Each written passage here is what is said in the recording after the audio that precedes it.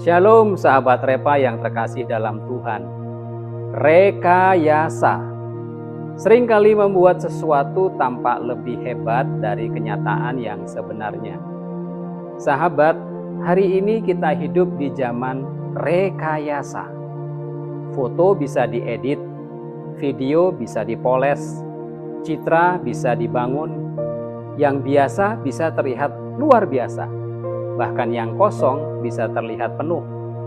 Namun jujur saja, ini juga masuk ke dalam kehidupan gereja.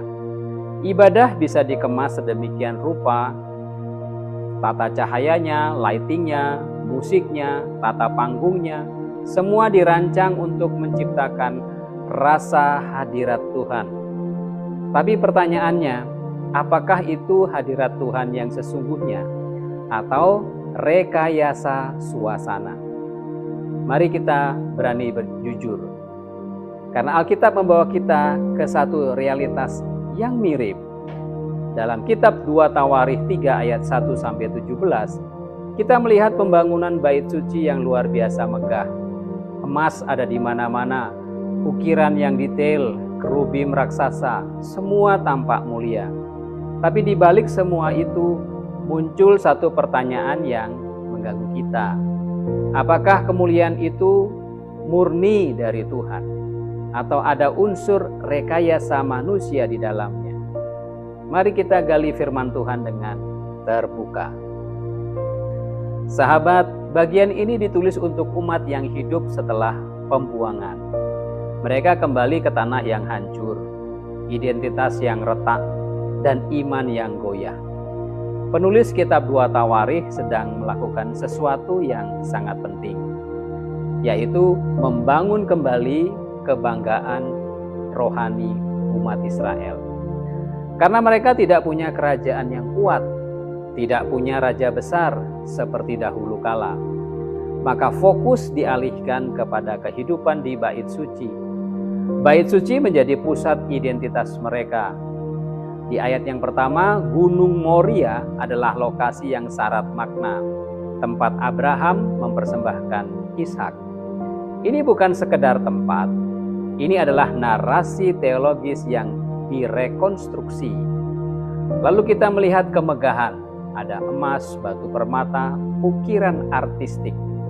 Dalam budaya timur dekat kuno, kemegahan bangunan adalah cara menunjukkan kemuliaan Allah mereka. Artinya, kemuliaan Allah dinyatakan melalui sesuatu yang bisa dilihat mata. Tapi disinilah letak ketegangannya. Karena umat ini sedang membangun ulang identitas mereka melalui simbol-simbol yang bisa dikontrol manusia. Dengan kata lain, ada unsur pembangunan citra rohani.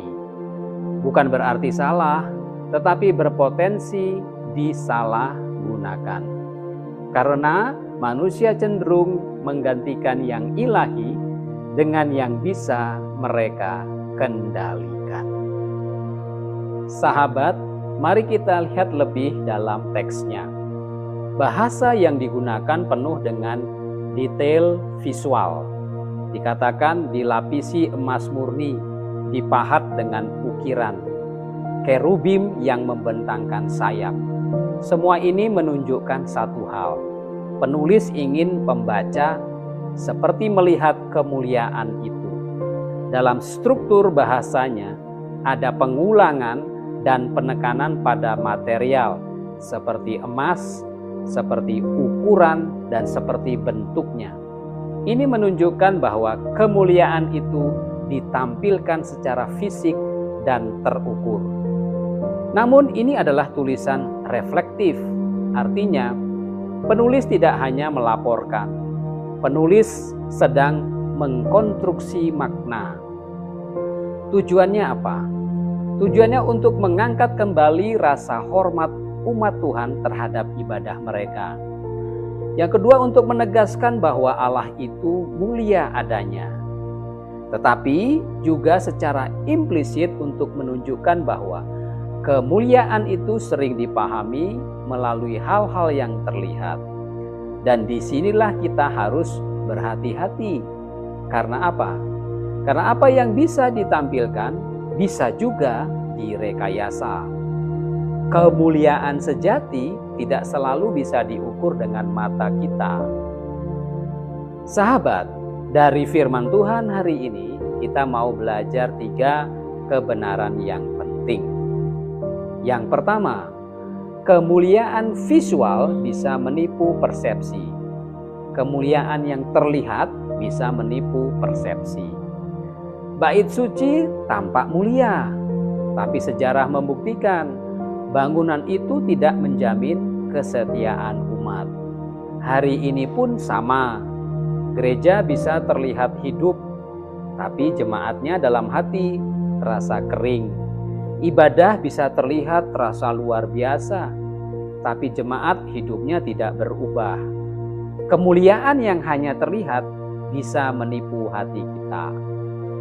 Yang kedua, manusia cenderung merekayasa yang tidak bisa ia kendalikan. Hadirat Tuhan tidak bisa dikontrol, tapi suasana bisa. Karena itu, manusia sering menggantikan yang tidak bisa dikendalikan dengan yang bisa diatur. Contohnya, musik diatur, lampu diatur, alur ibadah atau liturgi diatur. Semua itu tidak salah. Tapi ketika itu menjadi pengganti hadirat Tuhan, itulah rekayasa rohani. Yang ketiga, kemuliaan sejati selalu berasal dari Allah, bukan dari desain manusia. Sahabat, emas bisa dicari dibuat manusia, ukiran bisa dibuat manusia, bangunan bisa dirancang manusia. Tapi bagaimana dengan kemuliaan Tuhan? Itu tidak bisa direkayasa. Kemuliaan sejati selalu datang dari Allah, dan biasanya sering tidak spektakuler di mata manusia.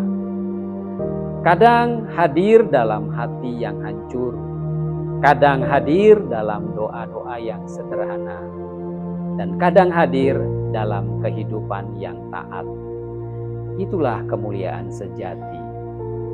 Jadi sahabat yang dikasihi Tuhan, hari ini kita kembali diingatkan bahwa tidak semua yang tampak mulia berasal dari Tuhan. Bait suci itu kelihatan indah, gereja kelihatan indah. Tapi keindahan itu bukan jaminan bahwa Allah hadir. Kehadiran Allah dipastikan di sana. Dalam terang perjanjian baru, kita melihat kebenaran yang lebih dalam. Tuhan Yesus datang bukan dengan kemegahan. Di sana tidak ada emas, tidak ada ukiran di kandang domba Betlehem. Tapi di dalam Dia, kemuliaan Allah dinyatakan sepenuhnya. Artinya apa, saudara? Kemuliaan sejati tidak pernah bergantung pada tampilan, tetapi dari dalam secara pribadi. Hari ini, mari kita bertanya pada diri kita masing-masing. Apakah kita sedang membangun hadirat atau hanya membangun suasananya? Apakah kita benar-benar mengejar Tuhan atau hanya mengejar pengalaman saja? Apakah kita benar-benar mencerminkan kemuliaan Tuhan atau hanya mencerminkan penampilan diri kita? Pesan kunci bagi kita hari ini, jangan menggantikan kemuliaan Allah dengan rekayasa manusia. Ambil keputusan hari ini. Kembali kepada yang sejati, kejar hadirat Tuhan, bukan sensasi.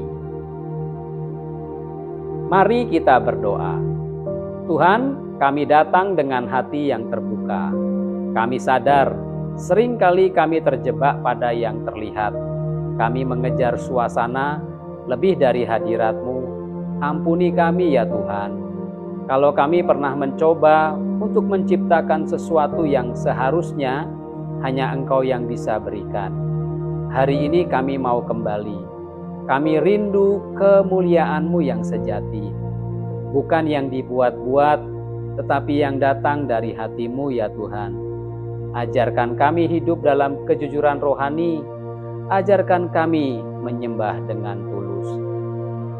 Dan biarlah hidup kami menjadi tempat di mana kemuliaan-Mu nyata tanpa rekayasa manusia.